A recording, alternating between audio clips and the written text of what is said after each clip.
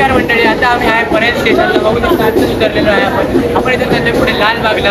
आणि हा आता जर काय बघू शकता की आपले 100K लवकरच होऊ म्हणून काहीतरी झालं.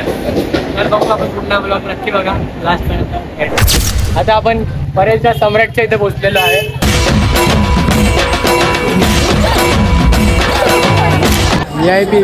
VIP दर्शन घेऊ वाटते आम्हाला, कारण इथे मोठी गर्दी आहे. मग लालबागला जायला भेटणार नाही. VIP दर्शन घेऊ. चला चला 5 अशाच प्रकारे 10 रुपयाचा आम्ही VIP पास घेऊन चाललेलो आहे. कशाला एक्स्ट्रा बोलायचे, इथंच काढायची रे. चप्पल चोरी व्हायची. ही बघा आपली बाप्पाची गोड अशी मूर्ती.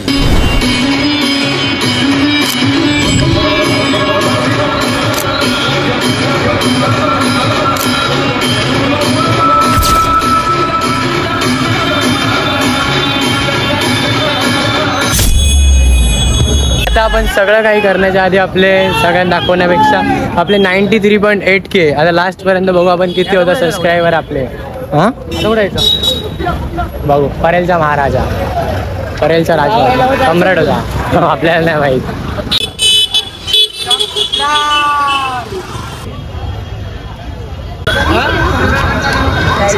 परेलच्या महाराजाला चाललो आता.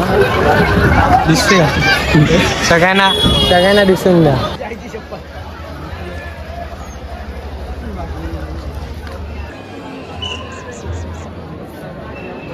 परवाच्या महाराजाला आहे तरी सर्वांनी टाळ्यावरून अभिनंदन करायचं. Okay okay okay. आज आमच्या इथे एवढ्या लोकांची आमच्या हार्दिक अभिनंदन. ABP माझाच्या स्कॅन पण करते भाई सगळे लोक. संपूर्ण महाराष्ट्रातून सर्वप्रथम क्रमांकाचे पारितोषिक मिळालेले आहे. तरी सर्व महाराजांचे कार्य काही काय मूर्ती एकदम सुंदर 45 डिग्रीवर आहे बघा, एकदम परफेक्ट.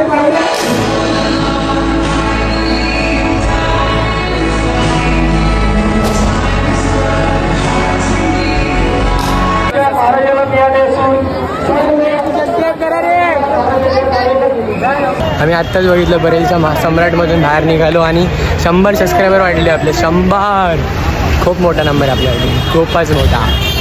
आता डोसा खात आहे आम्हीच. बेकार कसा दुखतोय. लोकांना सबस्क्राईब करा म्हणून पण लोकांनी केले भाई. 100 सबस्क्रायबर वाढले. आता बघू उद्याच्यापर्यंत किती वाढता. आणि फोनला चार्जिंग नाही, असा सेन आहे चार्जिंग. आता परेलचा विघ्नहर्ताला आलेला आहे. आम्हाला सबस्क्रायबर भेटलं आहे आमच्या असंच पद्धतीने. आता लवकरच 100K होणार आपलं. फोटो पण काढायला लागला. फोटो पण काढू. पहिला फोटो खूप पहिला काय रे तू पहिलाच ना. तंबाडमध्ये घेतलं असेल त्याचं पूर्ण हे बनवलं, थीम बनवली म्हणजे काहीतरी वेट बनवलं.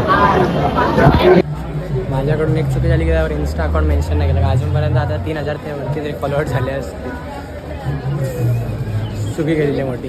आता त्याच्यावर आम्ही इन्स्टाचं ID केलेलं. हे कुठे लिहायचं. मंडळात पुष्पा आलेला आहे बघा.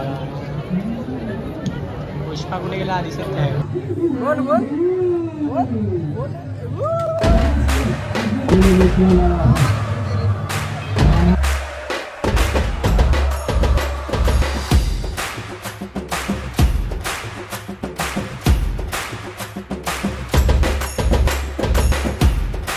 आता काहीच पद्धतशीर परेलचा विघ्नहर्ताचं दर्शन झालंय. आणि त्या लोकांनी काय युनिक केलं ना, हस्तर आई तुंबाड पिक्चर बघितलं असेल.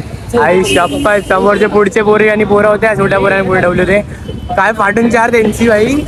लाईक टोपी होतं. शूट तर करू नाही शकलो आणि ते शूट चालवलं नव्हतं. जास्ती करून जागेवर VIP पासेस चालले, कारण की भाई एवढी मोठी लाईन आहे. आम्ही आत्तापर्यंत VIP पास घेऊन चालले. काय करायचं भाई, एवढं थांबलो तर बाकीचे गणपती आपल्याला तुम्हाला दाखवता येणार नाही म्हणून. चार्जिंग पण नाही दिसत.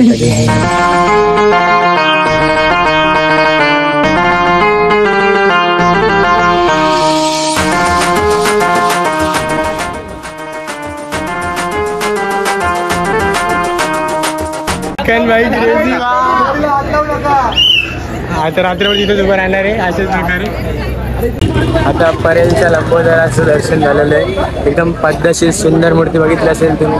आता पुढे बघू कुठे जातो असं. आम्ही फक्त लाईनशीर चाललो असं एकदम स्ट्रेट. ते दिसत आहे ते करत चाललो आम्ही. आता काकाने ढोकला असता आता परेलच्या राजाच्या द्वारी आलो आम्ही. आता परेलच्या राजाची पहिला मूर्ती बघा मग भेटू.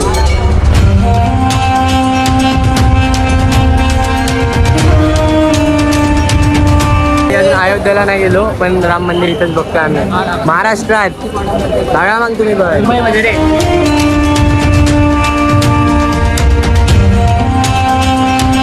गणपती बाप्पा मंगल मूर्ती.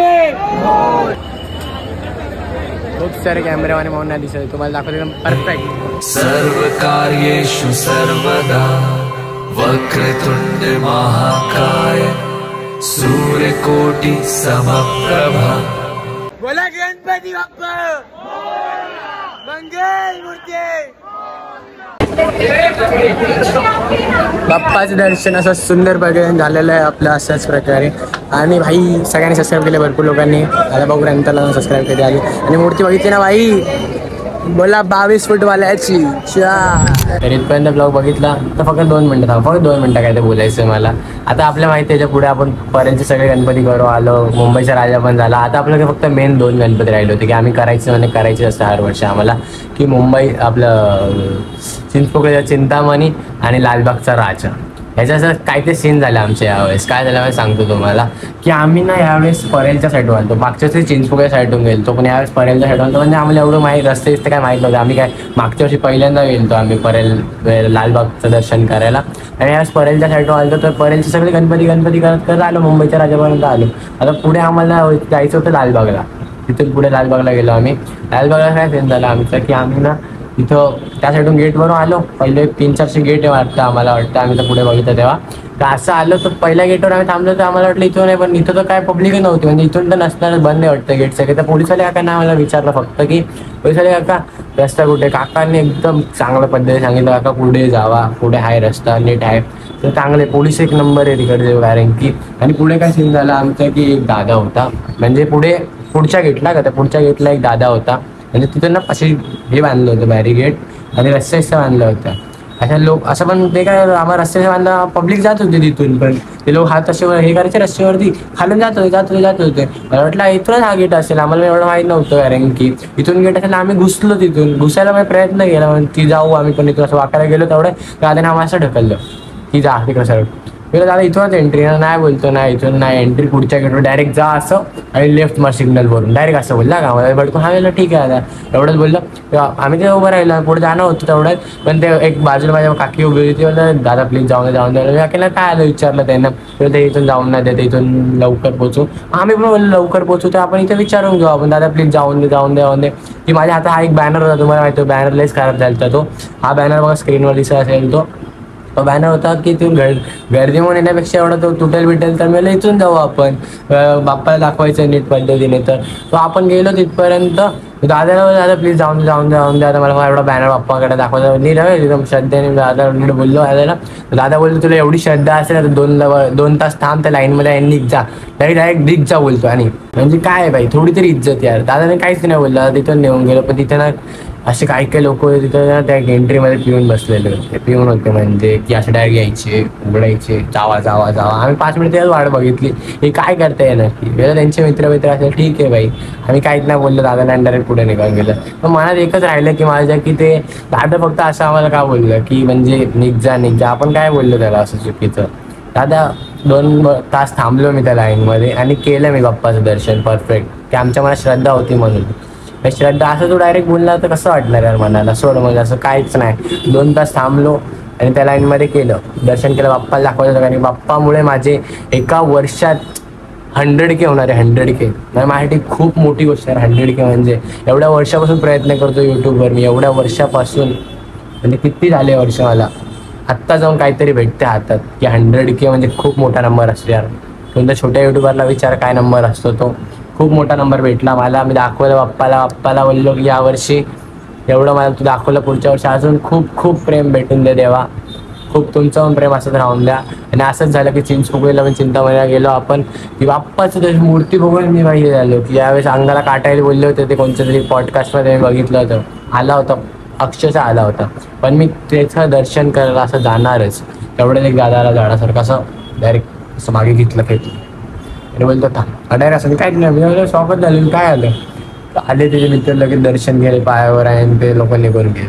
म्हणजे आम्ही लोक काय हायच नाही असं. अरे बाप्पा आहे रे सगळ्यांचं येतो. थोडं 5 मिनटं लेट झाले चालेल. आम्ही पण थांबलो होतो 1.5 तासाहून लाईनमध्ये थांबलो होतो. 1.5 तासामध्ये चिंतामणीचं चिंचपोकळी आहे तिथं थांबलो होतो आम्ही पण काय गेलं दर्शन बाप्पाचं बघून मन भरलं माझं. खूप सारं प्रेम बाप्पाला खूप सारं.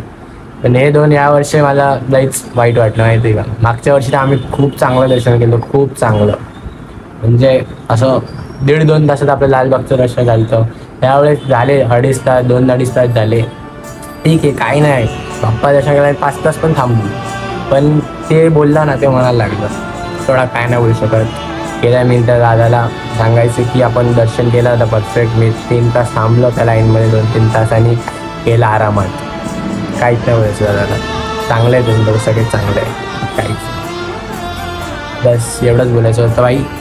आता पुढच्या वर्षी आपण वापस जाऊ. बाप्पाला बोललेलं आहे पुढच्या वर्षी वारी वापस येणार मी, तर आपण पुढच्या वर्षी वापस जाऊ. ब्लॉग आवडला असेल तर लाईक करा, चॅनलला सबस्क्राईब करा आणि अजून ब्लॉग येईल ते बघा. बाई.